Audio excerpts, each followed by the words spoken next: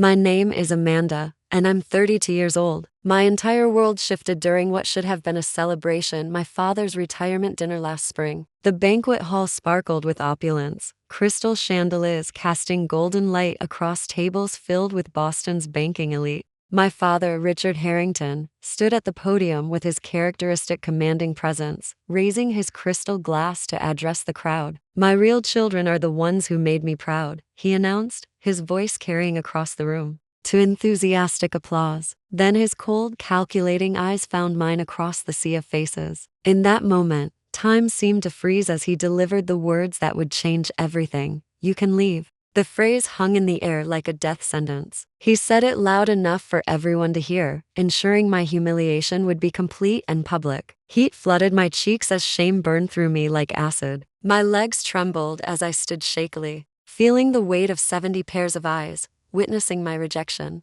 But then something extraordinary happened. Scott, my husband of 3 years, stood up beside me. His movement was deliberate, unhurried, and filled with quiet determination. What happened next didn't just redefine our relationship, it redefined my entire understanding of what family truly means. I grew up in Brookline, an affluent Boston suburb where success wasn't celebrated but expected, like breathing or paying taxes. Our colonial-style home, with its perfectly manicured lawn, presented a picture of suburban perfection to the outside world. Inside, however, was a different story entirely. My father, Richard Harrington, wasn't just a banking executive, he was a man who measured everything, including love, in achievements and disappointments. My mother, Elaine, was beautiful, intelligent, and ultimately powerless against my father's domineering presence. She would occasionally whisper words of comfort after his tirades, but she never openly defied him. When I lost her to breast cancer at 20, I also lost the only buffer between my father's impossible expectations and my reality. My siblings were everything I wasn't, and they wore their success like armor. Jason, 4 years older than me, had followed our father into finance with military precision. He graduated from Wharton with honors and climbed rapidly through the ranks at a prestigious investment firm. Kimberly, 2 years my senior, had become a cardiothoracic surgeon, collecting medical accolades like some people collect stamps. They were the golden children, the standard bearers, the ones who made our family name mean something significant in my father's world. Then there was me, the anomaly, the disappointment, the one who didn't fit the mold. From childhood, I had gravitated toward books and art, finding refuge in stories when real life became too harsh to bear. I can still remember sitting at our glossy black grand piano during my 12th birthday recital, with family friends filling our living room. I was playing Chopin's Clair de Lune when my fingers trembled over the keys, and halfway through the piece, I hit a wrong note, just one single note. My father stood abruptly, straightened his tie with sharp, angry movements, and walked out of the room. The silence that followed was deafening, broken only by the sound of the front door closing with finality. I finished the piece with tears blurring my vision, my hands shaking, but I finished it. That moment came to define our relationship for the next 20 years. One mistake was all it took to be deemed unworthy of his presence. College brought temporary freedom from the suffocating atmosphere of home. I studied literature at Amherst College, despite my father's relentless insistence that I pursue business school. "You're throwing your life away on fairy tales," he said coldly, when I showed him my acceptance letter, his disappointment palpable in every word. I still went, funding my education through a combination of scholarships and part-time jobs since. He refused to pay for what he considered a useless degree. Those years taught me independence and resilience, but they also deepened my struggles with anxiety and self-worth. I had accomplished something I was genuinely proud of, only to constantly hear my father's voice in my head asking why it wasn't more, why it wasn't enough. My dating life during college was a series of self-sabotaging choices. I would either pick men who reinforced my father's criticism of me, or I would push away the good ones before they could discover that I wasn't enough. The pattern was exhausting and heartbreaking, but I couldn't seem to break free from it. Everything changed 3 years ago, at a small cozy bookstore in Cambridge. I was browsing the classic literature section, searching for something to lose myself in when I reached for the last copy of a rare edition of Jane Eyre. At the exact same moment, someone else's hand touched the same book. I looked up to find Scott Taylor, a man with kind eyes and a warm smile that made something deep inside me settle for the first time in years. "You take it," he insisted generously. "Anyone hunting for Brant deserves it more than me." We ended up talking for hours at the coffee shop next door, conversation flowing as naturally as breathing. Scott was a software engineer who loved literature nearly as much as I did.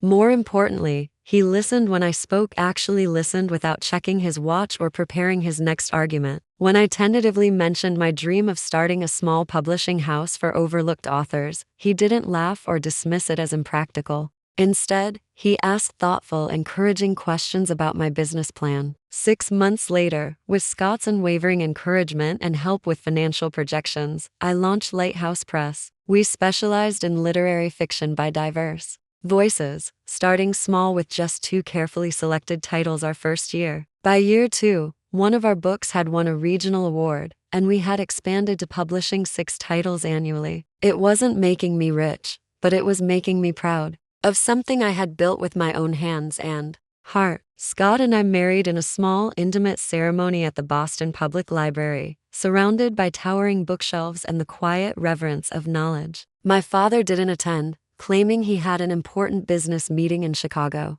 that couldn't be rescheduled. Jason sent an expensive but impersonal gift with a generic card. Only Kimberly represented my side of the family, and she left immediately after the ceremony for a medical conference. "They don't deserve you," Scott whispered as we danced at our reception, surrounded by friends and his loving, accepting family instead of mine. Those words planted a seed of truth that would take time to fully bloom. I hadn't spoken more than a few polite words to my father in nearly 2 years when the invitation to his retirement dinner arrived. The thick, cream-colored card announced that after 40 years at First Atlantic Bank, Richard Harrington was stepping down as executive vice president, and there would be a formal celebration at the Hawthorne, Boston's most exclusive restaurant. "We don't have to go," Scott said quietly, watching my hands tremble as I read the elegant script. The physical reaction was immediate and involuntary, my body remembering years of disappointment before my mind could process it. "Maybe this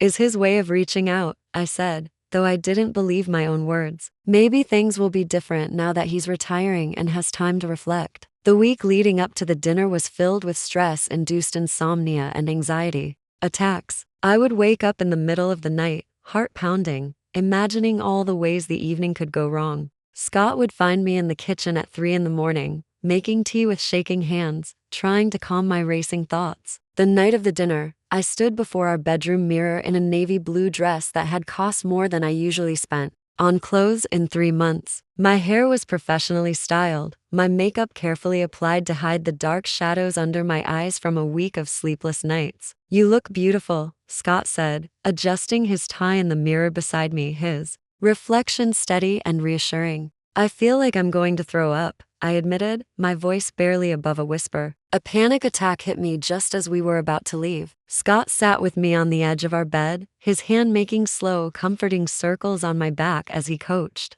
me through the breathing exercises my therapist had taught me. His presence was an anchor in the storm of my anxiety. "We can still cancel," he reminded me gently as my breathing gradually normalized. "No," I said, reapplying my lipstick with hands that still trembled slightly. "I need to do this. I need to try one more time." The Hawthorne stood like a beacon against the Boston skyline, its historic facade illuminated against the darkening spring evening. A valet in a crisp red uniform opened my door with practiced elegance, and as we approached the entrance, my heels clicked against the cobblestone walkway like a countdown to something inevitable. "Remember to breathe," Scott whispered, his hand steady and warm at the small of my back. The maitre d' directed us to the private banquet room where my father's retirement celebration was already in full swing. Crystal chandeliers cast golden light over a crowd of about 70 people, most in formal attire, champagne flutes glinting like jewels in their hands.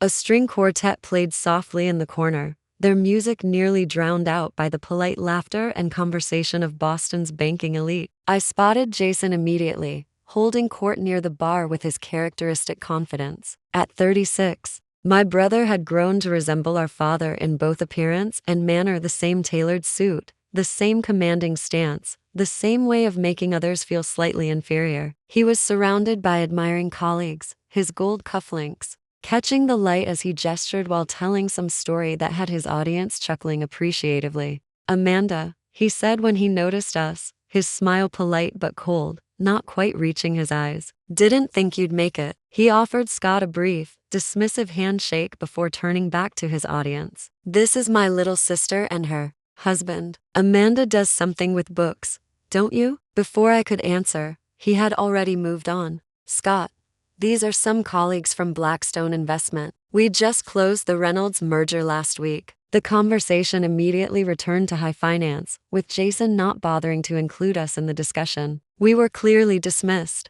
We found Kimberly near the hors d'oeuvres table, elegant in a red dress that probably cost more than my monthly rent. She was showing off an enormous diamond engagement ring to two women I didn't recognize, her voice carrying that particular tone of satisfied superiority. June wedding at the plaza, she was saying. Thomas wanted Tuscany, but I told him the humidity would be terrible for the photos. She spotted me and paused briefly, her assessment quick and subtle. Amanda, you came. Navy is so reliable. She introduced Scott and me to her fiancé Thomas, a neurosurgeon with perfect teeth and a Harvard accent that made every word sound like a medical diagnosis. The conversation revolved around their upcoming wedding and a recent medical conference in Switzerland before Kimberly excused herself to greet more important guests. Her dismissal was polite but unmistakable. Your siblings are exactly as advertised, Scott murmured as we moved away from them. I was reaching for a glass of champagne from a passing waiter when I felt a bony hand grip my arm. Aunt Patricia, my father's sister,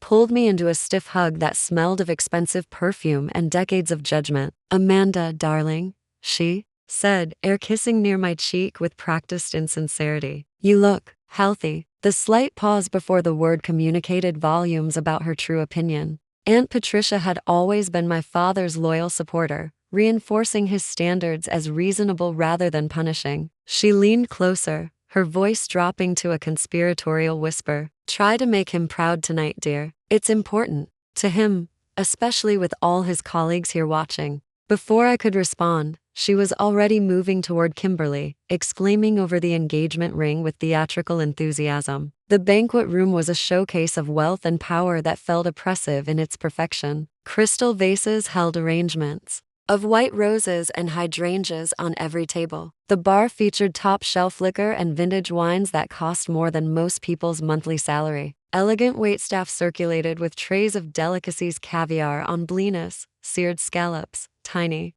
quiches that looked like works of art. Around me, conversations centered on stock portfolios, vacation homes in the Hamptons, and private schools for their children. I felt like an anthropologist studying a foreign culture, one where my values and achievements held no currency. I finally spotted my father across the room, commanding attention in a circle of distinguished men in expensive suits. At 65, Richard Harrington remained imposing, his silver hair and patrician features marking him as someone accustomed to automatic respect and deference. He laughed at something one of the men said, and for a moment, I saw a warmth that I had rarely, if ever, experienced directed at me. Want me to come with you to say hello? Scott asked, sensing my hesitation. I shook my head, steeling myself for what felt like walking into battle. I should do this alone. Taking a deep breath that felt like swallowing glass, I approached my father's circle. He saw me coming, but continued his conversation until I was standing awkwardly at the edge of the group, waiting like a supplicant for an audience.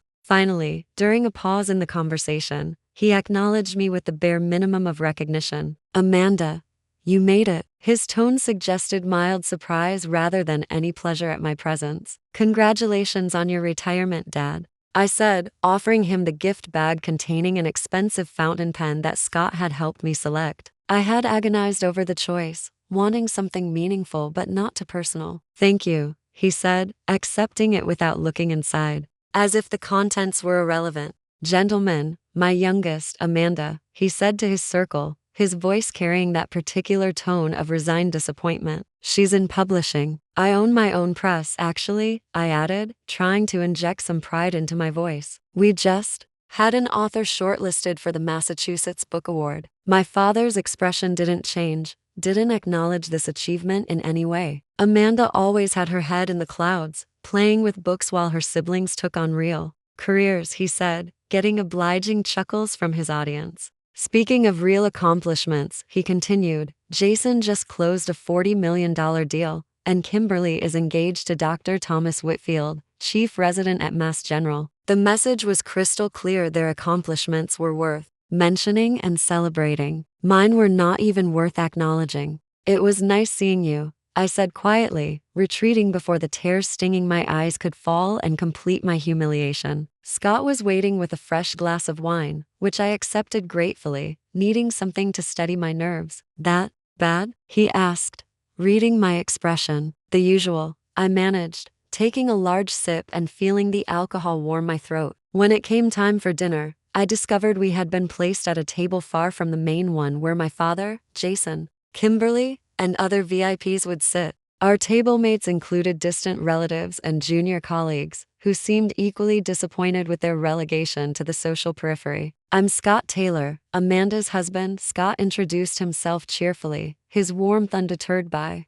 the obvious seating politics and social hierarchies. You're Richard's daughter? Asked an older woman across from us, her tone suggesting she was trying to place me in some context. The one who isn't a doctor or banker. I nodded, forcing a smile that felt like wearing a mask. I run a publishing company. How nice, she said with the same condescending tone one might use to address a child's crayon drawing. A little hobby business. Throughout the three-course meal, I watched my father at the center table, animated and engaged with those around him. He would occasionally place a proud hand on Jason's shoulder or beam at something Kimberly said, displaying a warmth and approval that felt like witnessing something from another planet. It was a side of him I had seen directed at my siblings countless times, but never at me. Scott squeezed my hand under the table periodically, his silent support the only thing keeping me anchored to my seat instead of fleeing to the bathroom to cry. The lamb was perfectly cooked, the wine exceptional, but everything tasted like ash in my mouth. After dessert was served with theatrical flourish, the formal speeches began.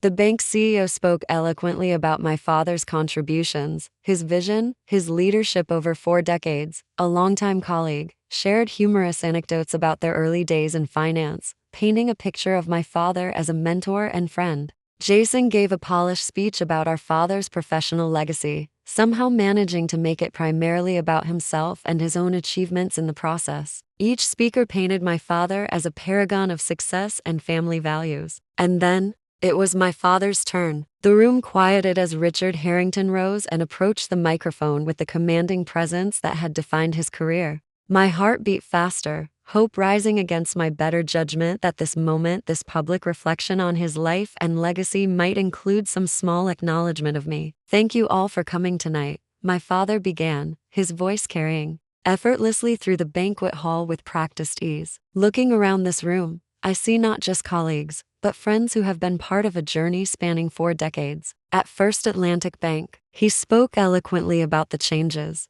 he had witnessed in the banking industry, about challenges overcome and successes achieved. He thanked mentors who had guided him and acknowledged those he had mentored in turn. The crowd was captivated, including me. This reflective, almost warm version of Richard Harrington was unfamiliar and unexpectedly moving. None of this would have been possible, he continued, his voice dropping slightly, without the support of my late wife, Elaine. My breath caught in my throat. He rarely mentioned my mother since her death, and when he did, it was usually in passing. Elaine understood the sacrifices necessary for success, he said, and I heard a slight crack in his voice. She was my foundation during the difficult early years, and I only wish she could be here tonight to see what her support helped build. Tears formed in my eyes. This was the most emotion I had seen from my father in years. Perhaps retirement had indeed softened him, opened something long closed within his heart. Around me, people dabbed at their eyes with napkins. Scott's hand found mine under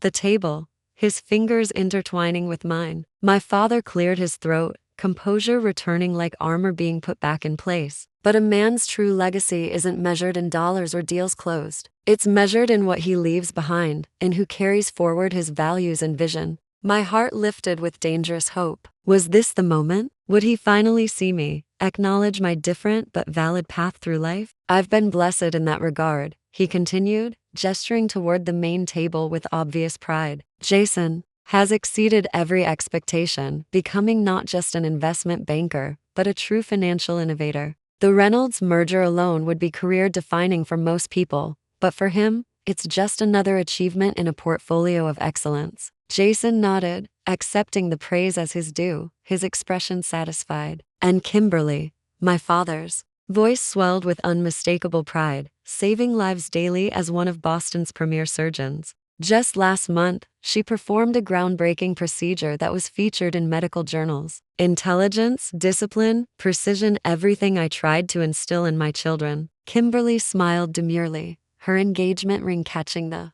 light as she touched her perfectly styled hair with false modesty. My father raised his glass higher, his voice carrying to every corner of the room. So tonight, as I close one chapter of my life, I look with satisfaction at what matters most. My real children are the ones who made me proud. The words hit me like physical blows. My real children, as if I wasn't his child at all, as if I didn't exist or shouldn't exist. The room burst into applause, people turning to smile at Jason. And Kimberly, who accepted the attention with practiced grace. I sat frozen, my world tilting on its axis. But the worst was yet to come. As the applause died down, my father's gaze swept the room with deliberate intent and landed directly on me. The temperature seemed to drop as our eyes met across the distance, his stare cold and pitiless. "You can leave," he said, his voice perfectly audible in the now quiet room. At first, some guests looked confused, not understanding who he was addressing or what was happening. Then, heads began to turn toward me like a slow-motion wave. Murmurs rippled through the crowd as realization dawned. My father had just publicly disowned me in front of 70 of Boston's most influential people. My chest constricted painfully, as if someone had reached inside and squeezed my heart. The elegant room blurred around the edges, my vision tunneling. Blood rushed in my ears, drowning out everything except my father's cold stare and those 3 devastating words that would haunt me forever. Across the room, Aunt Patricia's hand covered her mouth, her eyes wide with shock. Apparently, even she hadn't expected this level of cruelty from her own brother. Kimberly studied her manicure with intense concentration, refusing to look up and meet my eyes. Jason wore a slight smirk, as if our father had delivered a particularly clever punchline to an elaborate joke. The silence stretched, becoming unbearable. Dozens of eyes bored into me, witnessing my complete humiliation. My legs felt weak as I slowly pushed back my chair and stood on trembling limbs. The scrape of the chair against the marble floor sounded abnormally loud in the hushed room.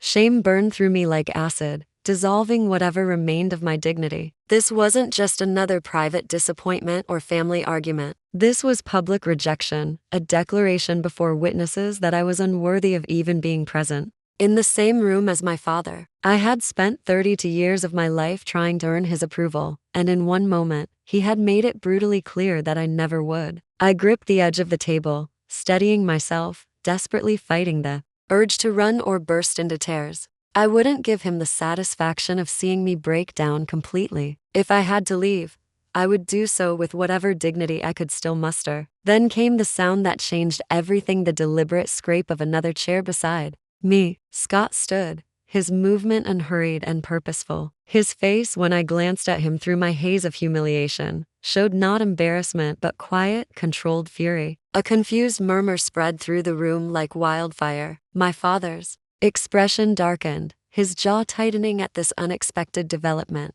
He hadn't anticipated resistance to his decree, certainly not from my husband, whom he had always viewed as an irrelevant addition to an already disappointing branch of the family tree. "Sit down," my father commanded, addressing Scott directly. For perhaps the first time that evening, "This doesn't concern you." But Scott didn't sit. Instead, he straightened to his full height, his shoulders back, his gaze locked with my father's across the room. The tension was palpable, electric. No one moved, no one spoke. The entire room held its collective breath. And then Scott did something that would forever divide my life into before and after. Scott reached for his water glass and spoon with deliberate calm. The soft ping of metal against crystal cut through the uncomfortable silence, drawing every eye in the room. It was the universal signal for attention before a toast. My father's face flushed with anger at this breach of protocol. This was his night, his moment, his carefully orchestrated display of power and control. Scott had just challenged that authority in the most civilized yet unmistakable way possible. "What do you think you're doing?" my father demanded, but his voice had lost some of its commanding authority. Scott ignored him completely, waiting until the room was completely silent, every guest frozen in anticipation of this unexpected turn of events. His hand was steady as he set down the spoon, his expression composed but determined. I had never seen this side of him before, this quiet, immovable strength that seemed to radiate from his very core. "I'd like to make a toast," Scott began, his voice clear and carrying easily to every corner of the room, "to the woman Richard Harrington failed to see." Gasps rippled through the crowd like stones thrown into still water. My heart hammered against my ribs so hard I thought it might burst. Beside me, an elderly woman whispered, "Oh my goodness," to her companion, her voice carrying in the stunned silence. "For those who don't know me, I'm Scott Taylor, Amanda's husband," Scott continued, his composure unwavering. "And since Richard has shared his perspective tonight, I'd like to share the truth about the daughter he just told to leave." My father stepped forward, his face red with rage. "That's enough. I'll have security escort you out." "By all means," Scott replied evenly, his tone almost conversational. "But I wonder how the Boston Globe would report on Richard Harrington having his own daughter and son-in-law forcibly removed from his retirement party. I'm sure your banking colleagues would find that absolutely fascinating reading." My father froze, his gaze darting around the room at his professional peers. His reputation had always been paramount, more important than family, more important than anything. Scott had found the one piece of leverage that would actually work. 3 years ago, Scott continued, his voice growing stronger, Amanda founded Lighthouse Press, with her own savings and a small business loan that she qualified for without any family connections or influence. He paused, letting that sink in before continuing. "Last year, they published Salt and Stone, which was not only shortlisted for the Massachusetts Book Award, but was just optioned for a film adaptation." Murmurs of interest swept through the crowd. This was news even to me. Scott must have received the call today and been waiting to surprise me with it. The timing couldn't have been more perfect. "What Richard failed to mention," Scott continued, his gaze never wavering from my father, "is that Amanda's press has provided a platform for voices that major publishers overlooked, including veterans, immigrants, and people who grew up in emotionally abusive homes." The words "emotionally abusive" hung in the air like an accusation. Several people shifted uncomfortably in their seats. "Their literacy program has put books in the hands of over 3,000 underprivileged children in Boston's poorest neighborhoods," Scott said, his voice carrying a note of pride that my father had never expressed about any of my accomplishments. I felt a surreal detachment, as if I were watching a scene in a movie rather than my own life unfolding before 70 witnesses. Scott was publicly defending me, cataloging achievements that my father had dismissed or never bothered to learn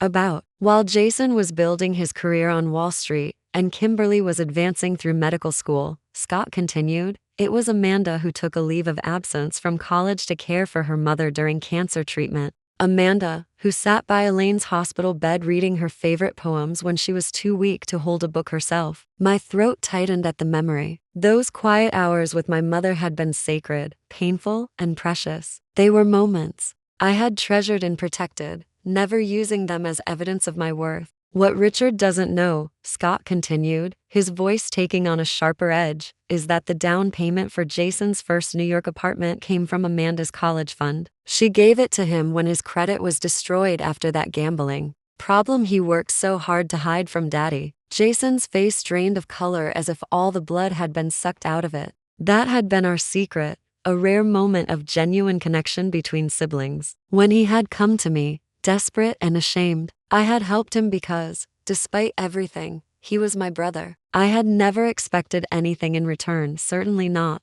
for him to defend me against our father. For 32 years, Richard," Scott said, his voice carrying to every corner of the room, "you've told Amanda she wasn't enough, too sensitive, too artistic, too different from the path you prescribed for success. You've withheld affection, weaponized your approval, and tonight you've attempted to humiliate her in front of everyone who matters to you." Scott looked around the room, addressing the guests directly now rather than just my father. "But here's what you should know about real family. Real family doesn't require performance reviews. Real family doesn't measure love against achievements. Real family sees you, supports you, and stands with you even when it's difficult, especially when it's difficult. My father found his voice, though it shook with rage. You have no right to speak this way in front of my colleagues and friends. You don't know anything about our family or our history. I know enough, Scott replied, his voice steady as granite. I know that a man who publicly rejects his daughter at his retirement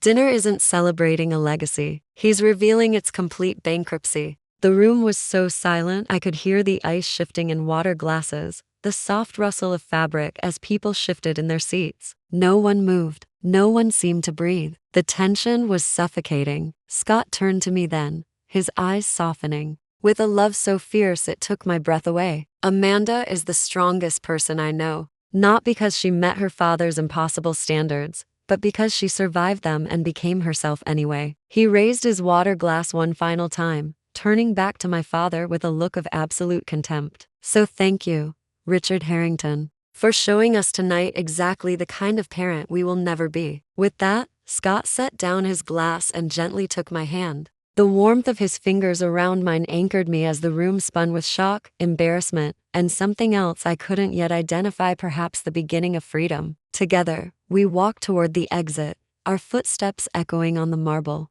floor like a drumbeat. No one tried to stop us. No one spoke. The collective breath-holding of 70 stunned guests created a silence so complete it seemed to have physical weight pressing down on us. As we neared the doors, my father found his voice again, desperation creeping into his anger. If you walk out now, don't ever come back, he shouted, his voice cracking. You're cut off, both of you. Do you understand me? Cut off completely. We didn't slow our pace. We didn't turn around. Scott's hand remained steady in mine, leading me toward the exit and away from a lifetime of seeking approval that would never come. As we passed the last table before the doors, an elderly man I recognized as one of my father's longest-serving colleagues caught my eye. Almost imperceptibly, he nodded a small gesture of respect, or perhaps solidarity. It was the first time anyone from my father's world had acknowledged me as something other than a disappointment. The doors closed behind us with a soft click, muffling the explosion of conversation that erupted in our wake. The valet, having clearly overheard the commotion, avoided eye contact as he hurried to retrieve our car, his movements quick and nervous. The night air hit my flushed face like a blessing, cool and clean after the suffocating tension of the banquet hall. Scott opened the car door for me with the same gentle courtesy he had shown me for 3 years, then walked around to the driver's side. Neither of us spoke until we had pulled away from the Hawthorne. Its elegant facade receding in the rearview mirror like the setting of a particularly vivid nightmare that I was finally waking up from. Are you okay? Scott finally asked, his voice gentle in the darkness of the car. I wasn't okay. I was shattered, humiliated, and strangely, impossibly relieved. Something that had been coiled tightly within me for decades had finally snapped, leaving me raw, but somehow lighter, as if a weight I hadn't realized I was carrying had been lifted from my shoulders. I don't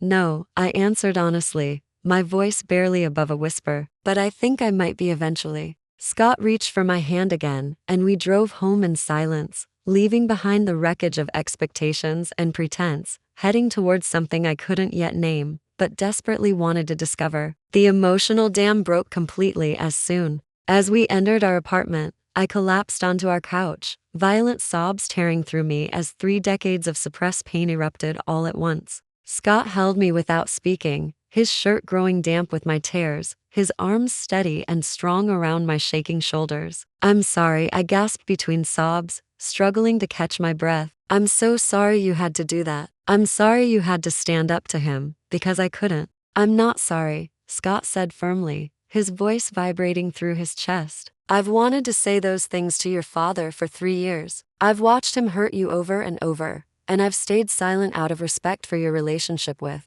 him. Tonight, I couldn't do it anymore. He'll never forgive us, I said, and the thought brought fresh tears. Despite everything, some childish part of me had never stopped hoping for reconciliation, for the father I needed instead of the one I had. That's his loss, Scott said without hesitation. And honestly, Amanda, his forgiveness isn't worth having. Not if it requires you to diminish yourself to earn it. We stayed up until 3 in the morning, talking through what had happened, processing the events of the evening like trauma survivors trying to make sense of a disaster. The initial shock gave way to a complex mix of emotions: grief for the relationship I would never have with my father, anger at his cruelty,